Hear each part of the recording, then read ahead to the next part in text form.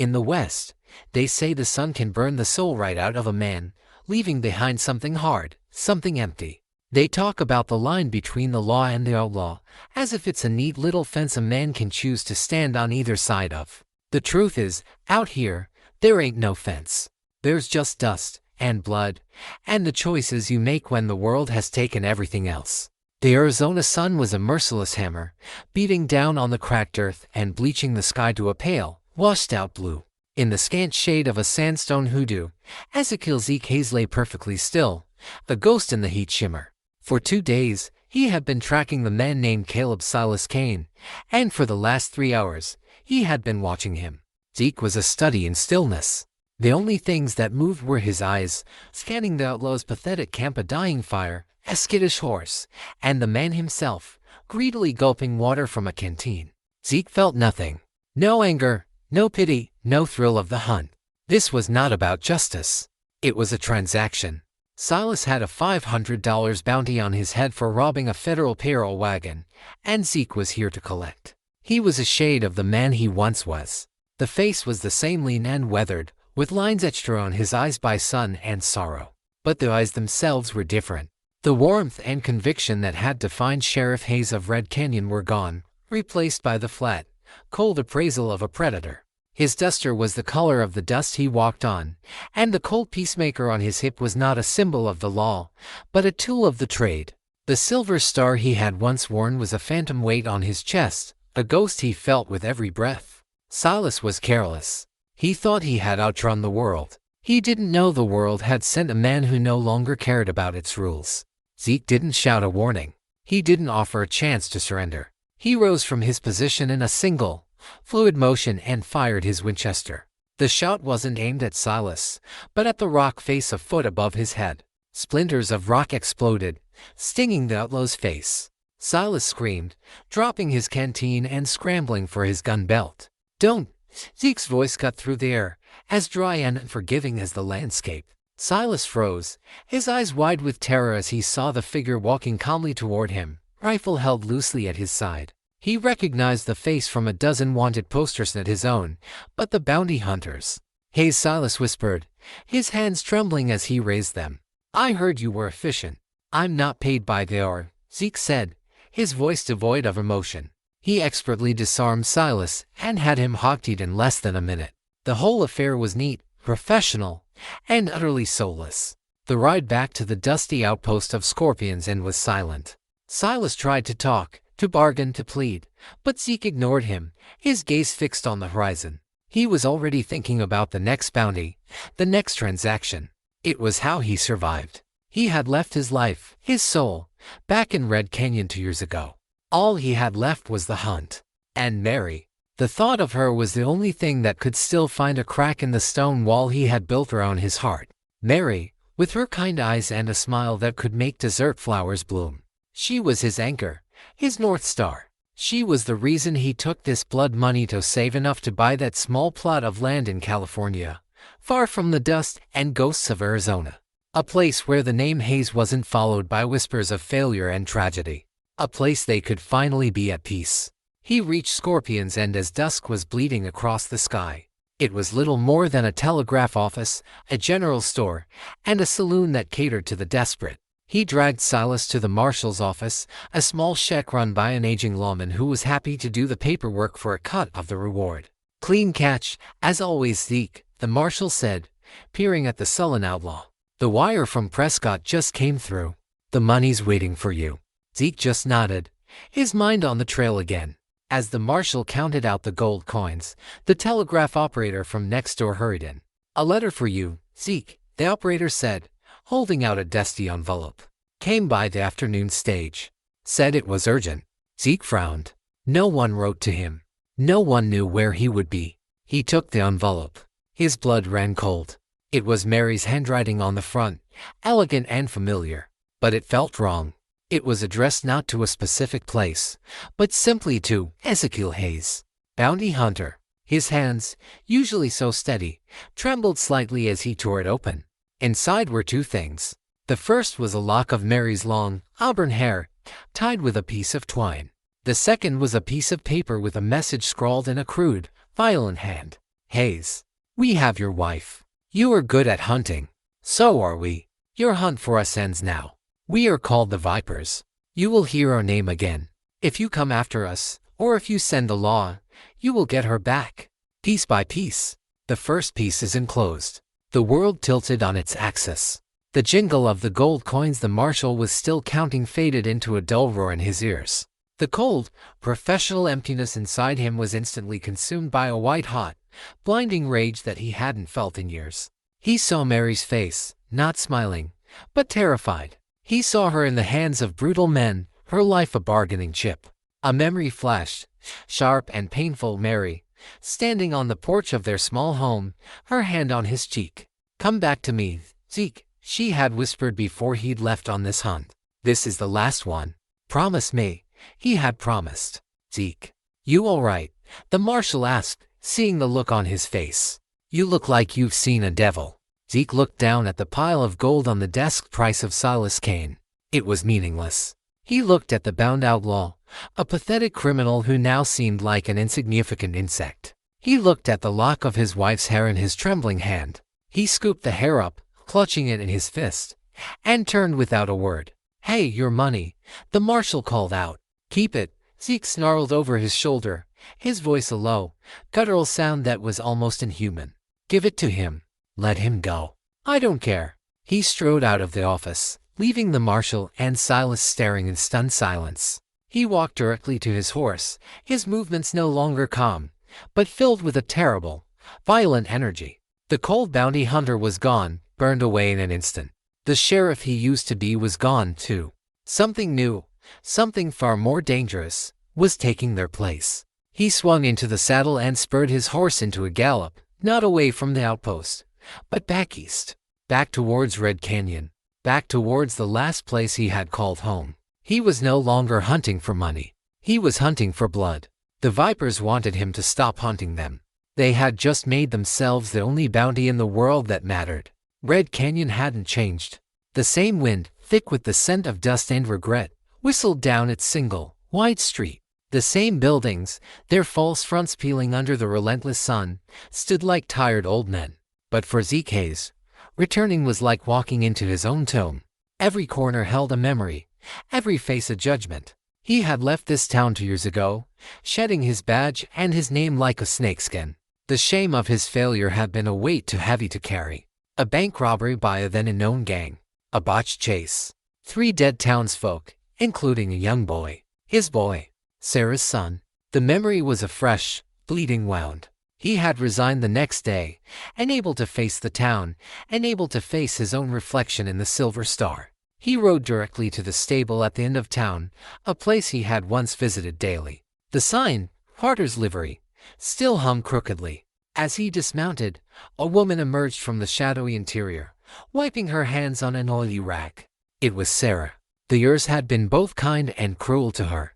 She still had the same fierce, intelligent eyes and a proud posture that defied the harshness of the land. But there were new lines around her mouth, and the easy smile he remembered was gone, replaced by a permanent look of guarded sorrow. She stopped dead when she saw him. Her face, for a fleeting moment, showed a flicker of shock, then it hardened into a mask of cold contempt. "Hayes," she said, her voice flat and devoid of welcome. "I thought the ghosts in this town were the quiet kind." "Sarah," he acknowledged, his own voice raspy. "I need a fresh horse. The best you've got. And supplies." "The road out of Red Canyon is that way," she said, pointing with the rag. "You should know. You took it fast enough last time." The accusation hit him like a physical blow, but he didn't flinch. He deserved it. "This isn't about that. It's about Mary. She's been taken." Taken? Sarah's cold facade cracked for a moment, revealing a flicker of concern. Mary had been her friend, one of the few who had stood by her in the dark days after the deaths of her husband and son. "A gang calling themselves the Vipers," Deke explained, his voice tight with controlled rage. "They want me to stop hunting them. They sent a message." At the mention of the name, Sarah went utterly still. The rag fell from her hand. The color drained from her face, and her eyes, which had been cold, now blazed with a fire Zeke recognized, the pure, unadulterated fire of hatred. "The Vipers," she whispered, the name like a curse on her lips. The men who robbed the bank. Zeke nodded grimly. The gang that had cost him his career, his honor, and driven him from his home was the same one that had shattered her world. The same one that now held his wife. They killed my Ben, she said, her voice a low, trembling whisper that was more terrifying than a shout. They shot my son, my little Thomas, for crying. I buried them both on the same day. Zeke closed his eyes. He had been there. He had been the sheriff who had arrived too late, who had seen the small, blanket-covered body. He was the man who had promised her justice and had failed to deliver it. I know, he said softly. The shared grief and rage created a sudden, violent bridge between them. Her hostility towards him was consumed by their mutual enemy. What do you need? She asked, her voice no longer hostile, but sharp and brittle, like breaking glass. Everything you've got, Zeke said. A horse that can run all day. Water. Ammunition. As she began to ready a tough-looking Mustang, Zeke noticed a rifle case leaning against the stable wall. It was a fine, long-barreled Sharps rifle, a weapon for a marksman. I didn't know you owned a Sharps, he remarked. It was Ben's, she said without looking at him. He taught me how to shoot. Said a woman alone in this territory needed to know how to make a man listen from 500 yards away. She finished cinching the saddle and turned to face him, her eyes burning with a new, terrible resolve. You're not going alone. Sarah, no, Zeke began. This isn't your fight. They made it my fight 2 years ago. She shot back, her voice ringing with passion. I have sat in this dust heap of a town for 2 years, waiting for the law to do something, waiting for a bounty hunter to get lucky, waiting for a chance. You just brought that chance to my door. They took your wife. They took my whole world. You're not leaving me behind. He looked at her, and he saw not just a grieving widow, but a warrior forged in the fires of loss. He saw the same cold fire in her eyes that was burning in his own gut. He had come here seeking tools, a horse and supplies. He had found a weapon. Get the Sharps, he said, his voice grim. We ride in 5 minutes. As they loaded the supplies, the town's new sheriff, a portly, sweating man named Hobbs, swaggered over. Hayes, he said, his hand resting on his pistol. I don't want any trouble from you. Your time here is done. Then stay out of my way, Hobbs, Zeke said, not even bothering to look at him. You ride out with him. Sarah, you're asking for it, Hobbs warned. Sarah slung the Sharps rifle over her shoulder, her movements fluid and confident. She looked at Hobbs with pure disdain. I stopped asking for anything a long time ago, Sheriff. Now, I take. They mounted their horses and rode out of Red Canyon, not looking back. A ghost of a sheriff and a widow bent on revenge, united by a shared enemy. They were two broken people, heading into the unforgiving wilderness. And for the first time in a long time, neither of them was alone.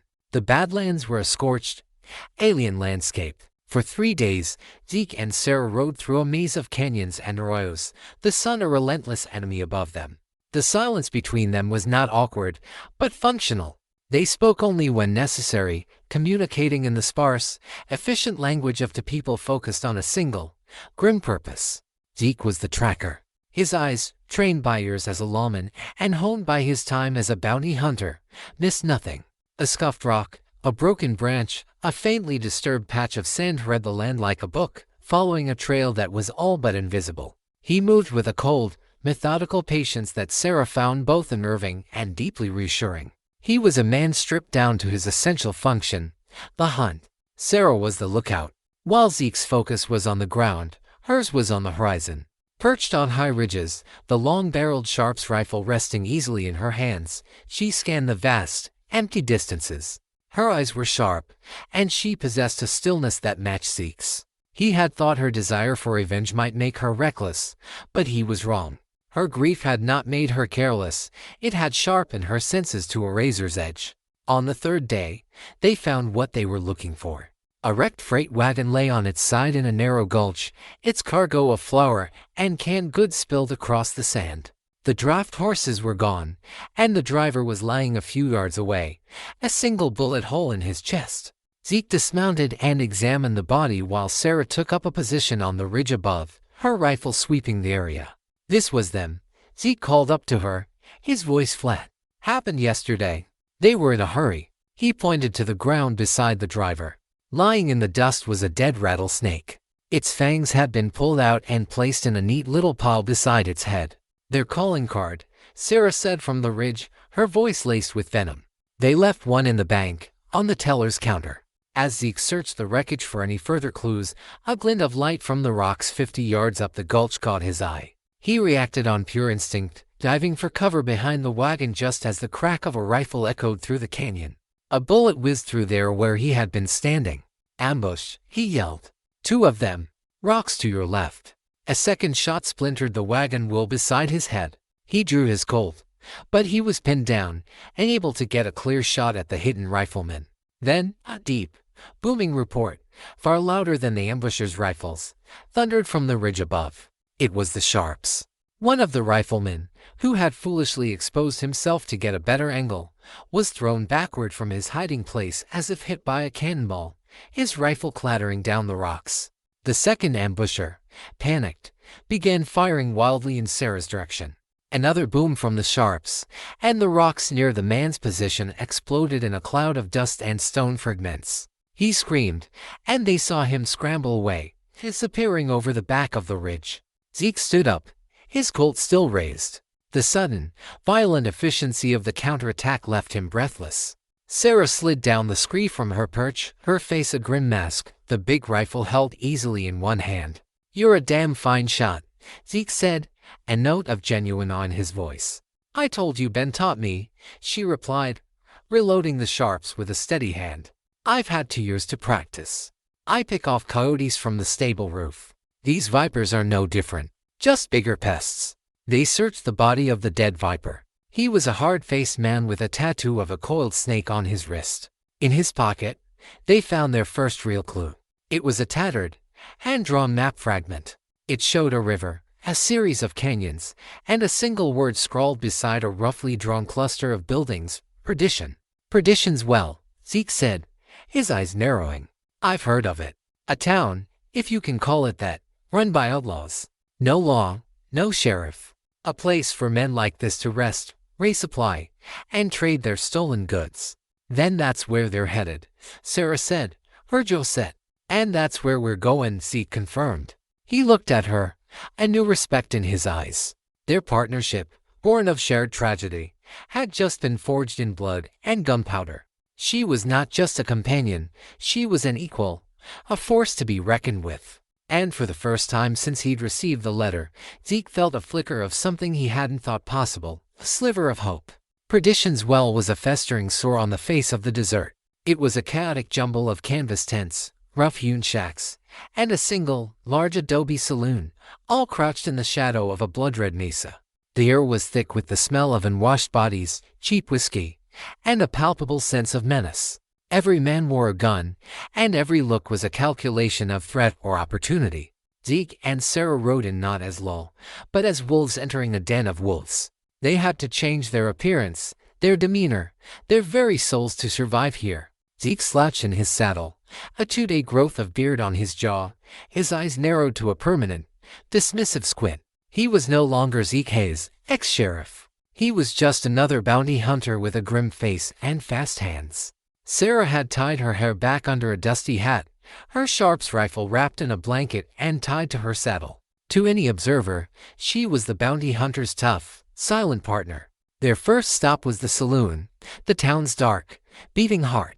As they pushed through the batwing doors, the noise of the roomatini piano, drunken shouts, the click of poker chips stayed for a moment as every eye turned to them.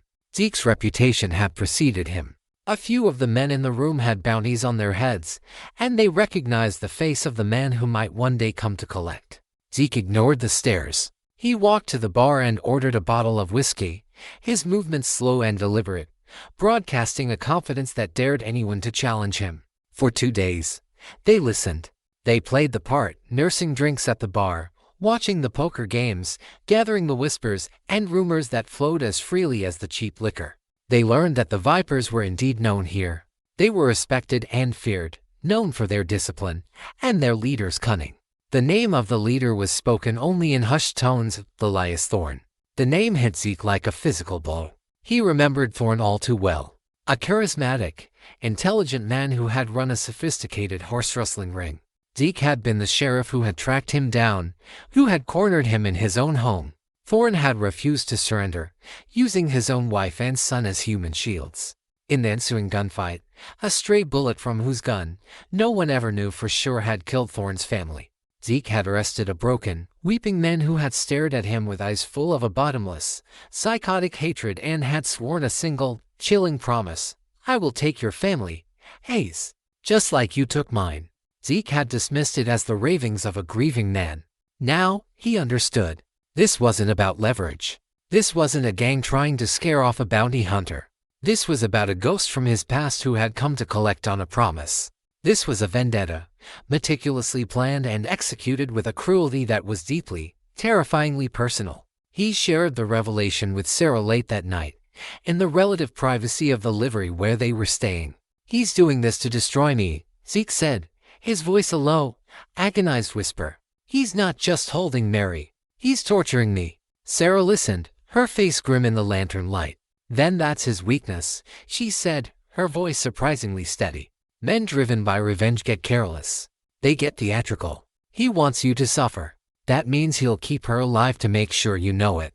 Her cold, pragmatic logic cut through his despair. She was right. Thorne's personal vendetta gave them an advantage. It gave them time. Their break came from an unlikely source, a down-on-his-luck gambler with shaking hands and a desperate need for stake money. Zeke, noticing the man's viper tattoo, had cornered him behind the saloon. A few gold coins and the quiet, menacing pressure of Zeke's reputation were enough to make him talk. He told them that the Vipers had split up. Thorne and the main group were moving west to finalize a big arms deal, with the prisoner in tow. But a small detachment, led by Thorne's most brutal lieutenant, a man known as Cutter Vance, was holed up at the old Silver Creek mining camp, waiting for a gold shipment they planned to intercept. At the name Cutter Vance, Sarah went rigid. "Vance," she said, her voice barely audible. "He was the one who gave the orders at the bank. I saw his face. He's the one who shot Ben." Suddenly, the hunt was no longer just about finding Mary. It was about settling a debt.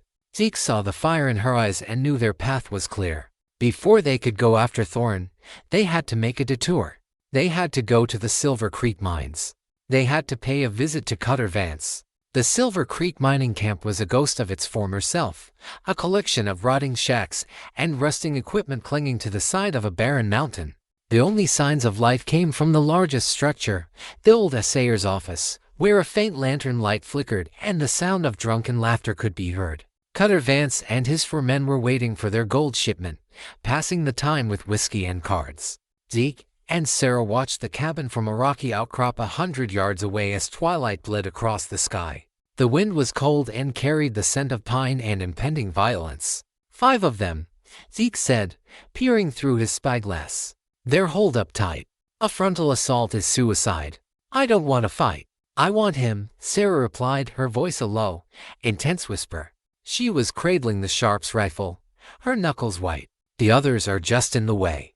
Zeke knew that her rage, if not channeled, could get them both killed. He needed a plan that was more than just bullets and fury. He needed a trap. "The old mine shaft," he said, pointing to a dark hole in the mountainside behind the office. "The tunnels run all over this mountain. There's likely a ventilation shaft or a secondary exit that comes up near that cabin. We don't go in the front door. We come up from below." They found an entrance to the mine a quarter-mile away, hidden behind a rockfall. The air that breathed from the tunnel was cold and smelled of damp earth and forgotten time. With a single lantern, they descended into the suffocating darkness. The tunnels were a claustrophobic maze of rotting timbers and dripping water. It was a tomb, and they were walking willingly into its depths. After what felt like hours of navigating the treacherous passages, they found what Zeke was looking for, a narrow ventilation shaft that went straight up. A rickety ladder was bolted to the rock wall. Above, they could see a faint square of starlight. "This should come up right behind the office," Zeke whispered. "I'll go first. Flush them out. When they come running, you'll be waiting." "No," Sarah said, her voice firm. "Vance is mine. I'll go. They won't expect a woman. You have the better rifle for distance. You cover the front. When you hear my shot, it started." Zeke hesitated. It was an incredible risk. But he looked into her eyes and saw resolve as hard as the rock around them.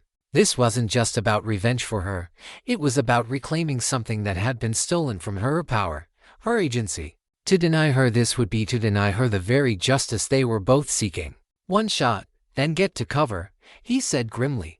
"Don't try to be a hero." He made his way back out of the mine and circled around to his original position on the outcrop, the setting moon providing just enough light. He watched the front of the assayer's office, his heart pounding a slow, heavy rhythm.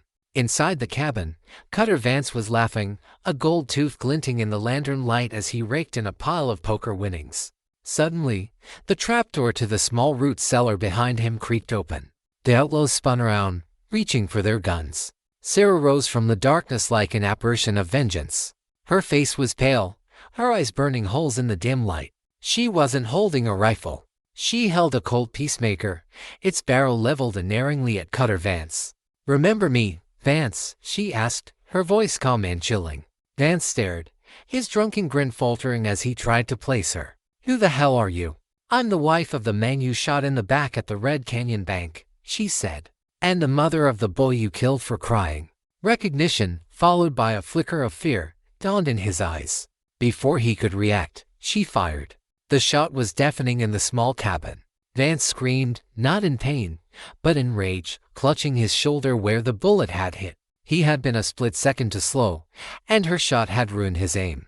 The cabin erupted into chaos. The other outlaws opened fire. Sarah dropped back down into the cellar as bullets tore through the floorboards above her. At the same instant, the front window of the cabin exploded inwards as Zeke opened up with his Winchester from the ridge. Caught in a crossfire, the Vipers panicked. Two of them made a break for the door and were cut down by Zeke's relentless, accurate fire before they made it 3 steps. The third, smarter, kicked over the card table for cover. Vance, bleeding and furious, ignored the fight. He kicked open the trapdoor and jumped down into the cellar, his pistol blazing in the darkness. He was hunting Sarah. Down in the cramped, dark cellar, a desperate, close-quarters battle raged. Sarah and Vance exchanged shots, the muzzle flashes momentarily illuminating a hellish scene of stone walls and terrified scuttling rats. It was raw, brutal, and personal. Above, Zeke had pinned down the last outlaw. He knew he had to end it to get to Sarah. He took a steadying breath and fired a single, perfect shot that ended the fight above ground. He sprinted towards the cabin, his heart in his throat. He burst through the door and saw the open trapdoor. From below, he heard a gunshot, then another, followed by a scream of agony, and then silence. "Sarah," he yelled, his voice raw. For a terrible moment, there was no answer. Then, Sarah slowly climbed out of the cellar, covered in dust and blood that wasn't hers. Her face was pale, but her eyes were clear. She was no longer burning with rage. The fire was gone, replaced by a profound, empty calm.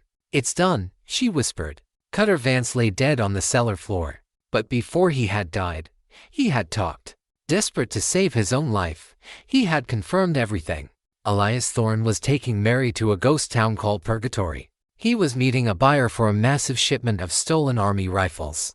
The deal was in 3 days. They had their destination. They had a timeline, but the fight had cost them. They were low on ammunition, their food was nearly gone, and Zeke had taken a ricochet fragment to his leg, a deep, bleeding gash that needed attention. Purgatory was 100 miles away, across the deadliest stretch of desert in the territory. They were in no condition to make the journey, let alone fight a war when they got there. They needed help. And Zeke knew there was only one person twisted enough, and greedy enough, to provide it. They had to find Silas.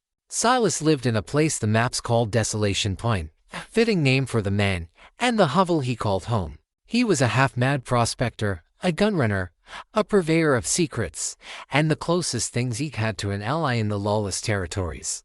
It was a friendship built not on trust, but on a long and mutually profitable history of transactions. They found him panning for gold in a muddy, arsenic-laced stream, his back bent and his long, gray hair hanging in greasy strands. He looked up as they approached, his eyes the color of a faded blue sky, holding a spark of cunning madness. "Ezekiel Hayes," Silas cackled, his voice like gravel grinding together. "Come to bring me in, have you? My bounty's only $100. I'm insulted." I'm not here for a bounty, Silas, Zeke said, dismounting and limping from the gash in his leg. I need your help. Silas's eyes flickered to Sarah, then to the wound on Zeke's leg. He saw the desperation in them. His grin widened. Help is my most expensive commodity. What's the trouble? Stole a man's horse. Or his wife. My wife has been taken, Zeke said, cutting through the games. By Elias Thorne and his vipers. I need rifles, ammunition, and medical supplies. And I need them now. Silas's grin vanished. Thorne, he spat, the name tasting foul. That devil owes me money. But helping you go against him, that's not business. That's suicide. The vipers are an army. I'll pay you, Zeke said, reaching for his money belt. Your money's no good for a job like this, Silas countered, his eyes glinting.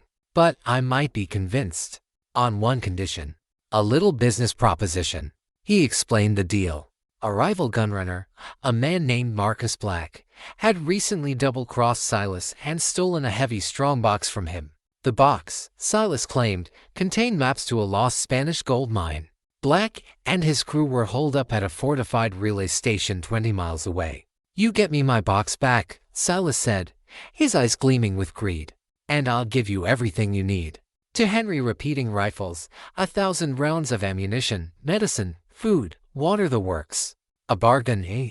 Zeke stared at him. He was being asked to commit an armed robbery, to become the very thing he used to hunt. To save his wife, he had to fully embrace the life of an outlaw. The irony was a bitter pill. He looked at Sarah, whose face was a stony mask. She simply nodded. There was no choice. We have a deal, Zeke said.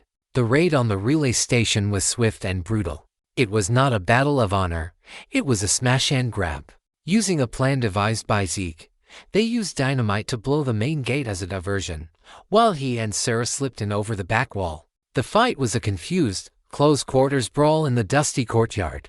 Zeke, moving with the cold efficiency of his bounty hunter days, was a whirlwind of motion, his shots precise, his actions economical. He was no longer holding back, no longer tempering his violence with the restraint of the law. He was a man with a singular purpose, and any who stood in his way were simply obstacles. He found the strong box in the main office, just as Silas had said. As he heaved the heavy box, Marcus Black himself burst in, guns blazing. Zeke took a bullet to his left shoulder, the impact spinning him around. Ignoring the searing pain, he fired from the hip, emptying his Colt into the gunrunner. He and Sarah fought their way back out, the heavy strongbox between them, and escaped into the night. They returned to Silas's camp, battered, bleeding, and victorious. Zeke dumped the strongbox at the prospector's feet. Silas cackled with glee, prying it open. It did not contain maps. It contained stacks of freshly printed, counterfeit $20 bills. A man's got to have a retirement plan, Silas howled with laughter. Zeke just stared at him, the pain in his shoulder and leg a throbbing counterpoint to his exhaustion. He had just killed 2 men and become a wanted outlaw for a box of fake money. But Silas, for all his madness, was true to his word. He treated Zeke's wounds with a practiced, if rough, hand. He loaded their horses with the promised supplies, gleaming rifles, heavy boxes of ammunition, medical kits, and enough food and water to cross the desert twice. Purgatory, Silas said, his demeanor turning serious as they prepared to leave. It's a natural fortress. Box Canyon. One way in, one way out. Thorne will have it guarded like a king's tomb. He handed Zeke a rolled-up, yellowed piece of parchment. But he doesn't know what I know. These are the original survey maps of that canyon. Before the town was built, the miners who founded it dug exploratory tunnels. Most collapsed, but some might still be open. It's your only chance. A coyote's way in.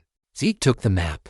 He and Sarah mounted their fresh horses, now armed for a war. He was a wounded man, a wanted man, his hands stained with crimes both for the law and against it. He had made a bargain with a coyote and sold a piece of his soul. But he had what he needed. He had a chance. Thorne owes me money, Silas called after them as they rode out. When you see that devil, send him my regards. With interest. The ghost town of Purgatory was a collection of skeletal buildings baking under the Arizona sun. To Elias Thorne, it was his temporary kingdom. To Mary Hayes, it was a cage. But she was not a bird who would sit and wait for the bars to be opened. From the moment she had been ripped from her home, Mary had refused to be a victim. She was not a gunslinger like her husband or a vengeful widow like the woman she didn't yet know. Her weapons were her mind, her resilience, and a deep, unshakable defiance. She was kept in the ghost town's old hotel, in a second-floor room with a boarded-up window. 2 vipers were always posted outside her door. She learned their routines, the timing of their shift changes, the sound of their gates. She learned which one was lazy, which one was jumpy. Her interactions with Elias Thorne were a battle of wills. He did not harm her physically. His torture was psychological. He would bring her meals himself, sitting with her and talking in a calm, almost gentle voice that was more terrifying than any threat. Ezekiel is a force of nature, isn't he? Thorne said one evening, pushing a plate of food toward her. Relentless. Predictable. That's his weakness. He thinks this is a hunt. He doesn't realize it's an execution, and he is the one in the noose. You don't know my husband, Mary replied, her voice steady, refusing to show the fear that gnawed at her. Oh, I do, Thorne smiled, a sad, chilling expression. I know the righteous anger that drives him. The same anger that drove him the day he cornered me. The day he took my family from me. I am simply returning the favor. He will come here, Mary. And when he does, this town will be his tomb. And you will watch. She knew he was trying to break her, to fill her with despair. Instead, he fueled her resolve. While he was gone during the day, overseeing the preparations for his arms deal, she worked. The floorboards in her room were loose. She found she could pry one up. Beneath it was a dark, dusty space. A hiding place. Her first act of sabotage was small. One of the guards was a young, nervous boy who was careless with his cigarette butts. When he wasn't looking, she managed to snatch one that was still smoldering and dropped it down a crack in the floorboards near a pile of old, dry timbers in the room below. It didn't start a fire, but the smoke it created caused a panic, forcing the vipers to waste time and water putting out a non-existent blaze. It was a minor disruption, but it sowed confusion. Her greatest victory came with the ammunition. The vipers were stockpiling their stolen army rifles and crates of cartridges in the room next to hers. One night, using a hairpin she had concealed, she managed to work on the lock of the adjoining door. It was old and rusted, and after hours of patient work, she got it open. She slipped into the room, a ghost in the moonlight. She couldn't steal the ammunition, but she could ruin it. She had a small flask of her own, filled with water, that the vipers had allowed her to keep. Carefully, she uncrated a box of cartridges. One by one, she worked the bullet from the casing, poured out the gunpowder, and replaced it with a pinch of dust from the floor before reseating the bullet. It was painstaking work. She only managed to ruin about 30 rounds before she heard the guards returning, but it was enough. 30 bullets that would misfire. 30 chances for Zeke to survive. She was not just waiting for a rescue. She was preparing the battlefield. She was fighting her own war, with her own weapons. Elias Thorne thought he had caged a dove. He didn't realize he had trapped a viper of his own. Purgatory was just as Silas had described it, a natural fortress. The ghost town huddled at the end of a long box canyon, its single entrance a narrow gap in the sheer rock walls that was patrolled by at least 4 vipers at all times. Zeke and Sarah watched it from a high ridge for a full day, studying the enemy's strength, mapping the town's layout, and feeling a growing sense of impossibility. There are 30 of them, at least, Zeke said, his voice a low growl of frustration. We try to ride in through that gap, and we'll be cut to pieces before we get 50 yards. So we don't ride in, Sarah replied, her eyes fixed on the tattered map Silas had given them. We go under. The old survey map was their only hope. It showed a network of exploratory mining tunnels that predated the town, a web of passages carved into the rock beneath the canyon floor. Most were marked as collapsed, but one, designated Tunnel Gamma, appeared to run directly under the town itself, with a single, vertical air shaft marked as terminating somewhere near the town's center. It was a desperate gamble. The tunnel could have collapsed years ago. It could be flooded. It could be a dead end.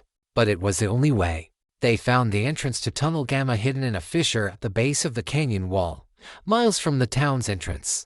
The opening was barely wide enough to squeeze through, and the air that flowed out was stale and cold, like the breath of a tomb. The journey beneath the earth was a special kind of hell. They moved in single file through passages so narrow they had to turn sideways, their shoulders scraping against the rough-hewn rock.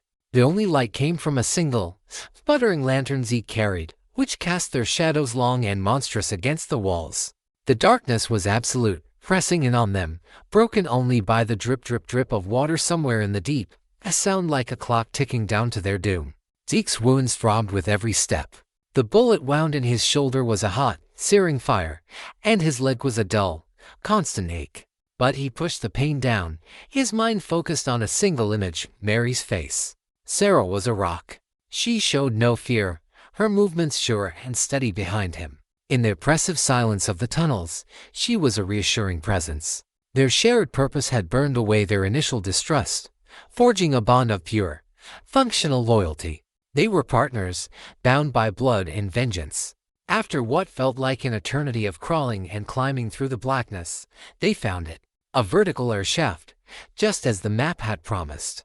A rusted, iron ladder was bolted to the rock, ascending into a perfect circle of faint, gray light far above.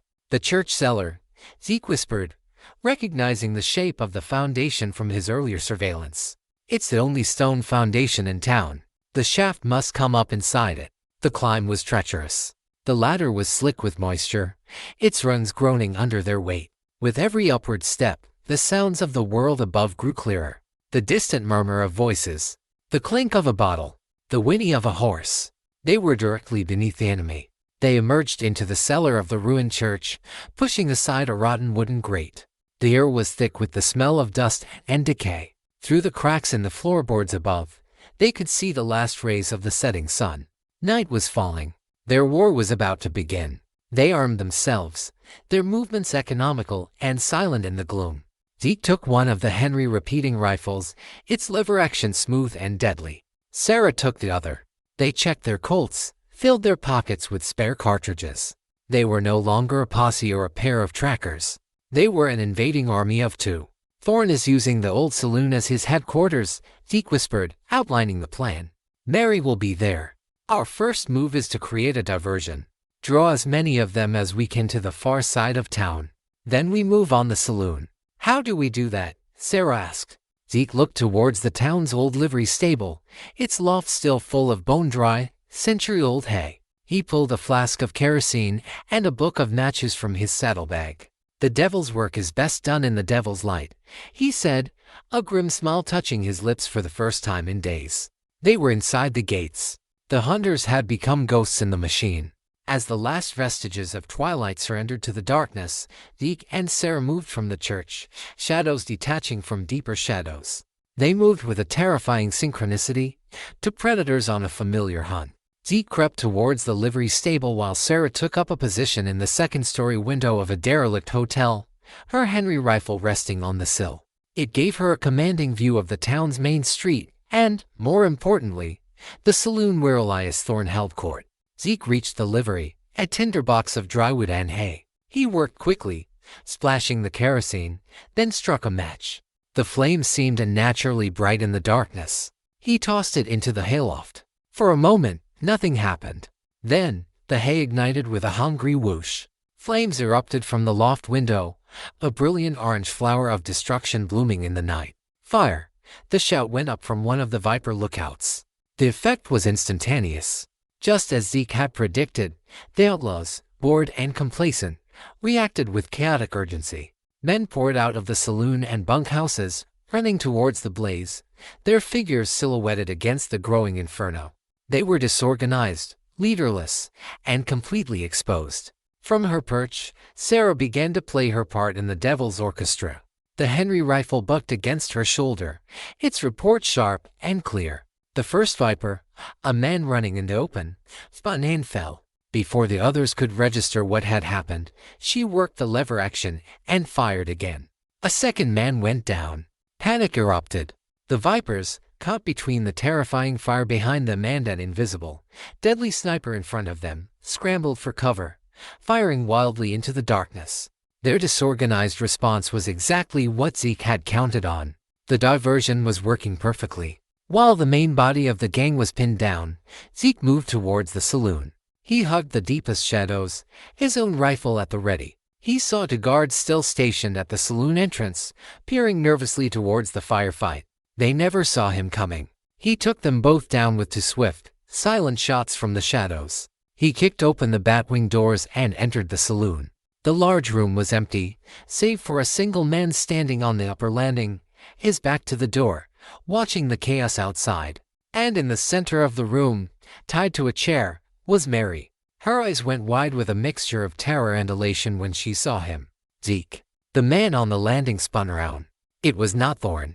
It was a Viper lieutenant. He raised his pistol, but Zeke was faster. His rifle cracked, and the man toppled over the railing, crashing onto a table below. Zeke rushed to Mary's side, his knife flashing as he cut her bonds. She threw her arms around him, a desperate, shuddering embrace. "I knew you would come," she sobbed. "I'll always come for you," he whispered, his voice thick with emotion. But their reunion was cut short. The firefight outside was intensifying. The Vipers, realizing they had been duped, were beginning to regroup, their fire now concentrating on the saloon. Bullets ripped through the thin walls. "We have to get out of here," Zeke yelled, pulling her towards the back. Suddenly, the front doors burst open. Sarah stood there, her rifle smoking, her face grim. "They're coming. The whole damn pack of them." Just as she spoke, a figure appeared on the roof of the building opposite the saloon, silhouetted against the flames of the burning livery. Even from a distance, Zeke recognized the tall, commanding figure. It was Elias Thorn. He wasn't firing a gun. He was holding a bugle. He raised it to his lips and blew a clear, sharp call. It was a military command, an order to surround and attack. The Vipers responded instantly, their chaotic firing transforming into a disciplined, converging assault. They were no longer a panicked mob, they were an army, and its general had just taken the field. Zeke, Mary, and Sarah were united, but they were trapped, pinned down in the heart of the enemy's fortress, with the entire gang closing in for the kill. The gates of purgatory had slammed shut behind them.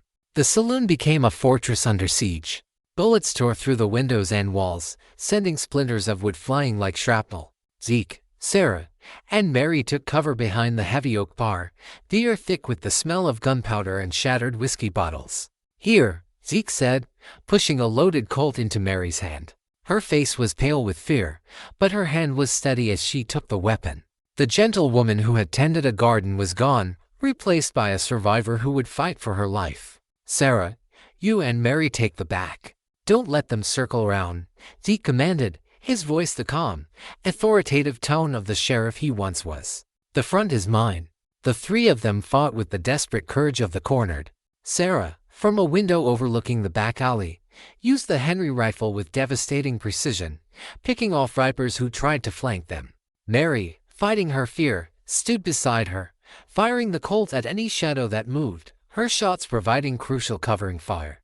Zeke held the front. He moved between the shattered windows and the swinging doors, a ghost of righteous fury. He was no longer the cold bounty hunter or the broken ex-sheriff. He was a man with everything to lose, fighting with a ferocity that bordered on sublime.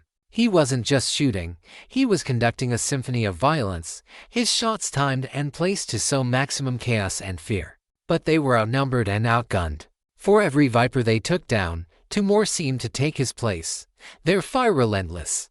The saloon was being torn apart around them. "They're bringing dynamite," Sarah yelled, as a lit stick landed on the roof, blowing a hole in the ceiling and showering them with debris. Zeke knew they couldn't win a prolonged siege. He had to end it. He had to get to Thorn.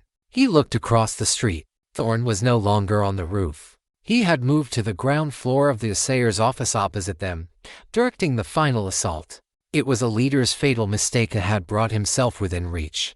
"Cover me," Zeke yelled to Sarah and Mary. Before they could argue, he took a deep breath and burst through the batwing doors, fronting across the open, bullet-swept street. It was a suicidal run.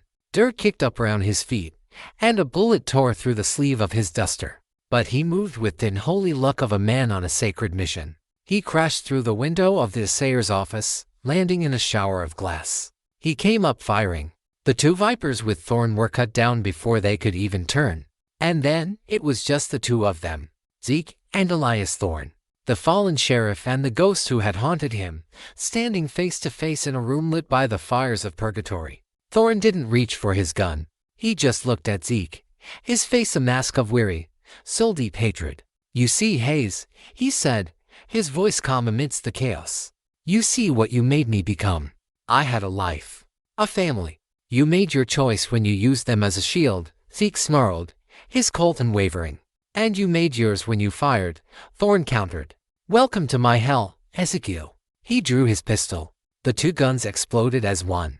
The force of Thorn's bullet slammed into Zeke's wounded shoulder, spinning him around and sending him to his knees with a cry of agony. But Zeke's shot, fired with the last of his strength, was true. It struck Thorn square in the chest. Thorn looked down at the spreading stain on his shirt, a look of profound surprise on his face. He looked back at Zeke, not with hatred, but with a strange, empty finality. He collapsed to the floor, his reign of terror over. With Thorn's fall, the will of the remaining Vipers broke. Seeing their leader dead, they faltered, then fled, melting away into the night like the ghosts they were. Silence fell over the burning, shattered town. Sarah and Mary rushed to Zeke's side, helping him to his feet. He was bleeding, battered, and exhausted, but he was alive. And he was free. He leaned on Mary, his head against her shoulder, and for the first time in 2 years, the phantom weight of the tin star was gone from his chest. As the sun began to rise, casting a clean, new light on the carnage, the three survivors stood together. They were a strange and broken family, a fallen sheriff who had walked through the fire and found his soul, a widow who had claimed her vengeance and found her peace, and a captive who had refused to be broken and had found her strength. They didn't know what the future held. Zeke was still a wanted man. They had no home, no destination. But as they found 3 horses and rode out of the smoldering ruins of purgatory, they rode together. They were not riding into a perfect future, but a free Anya future they had earned with loyalty, courage, and fire.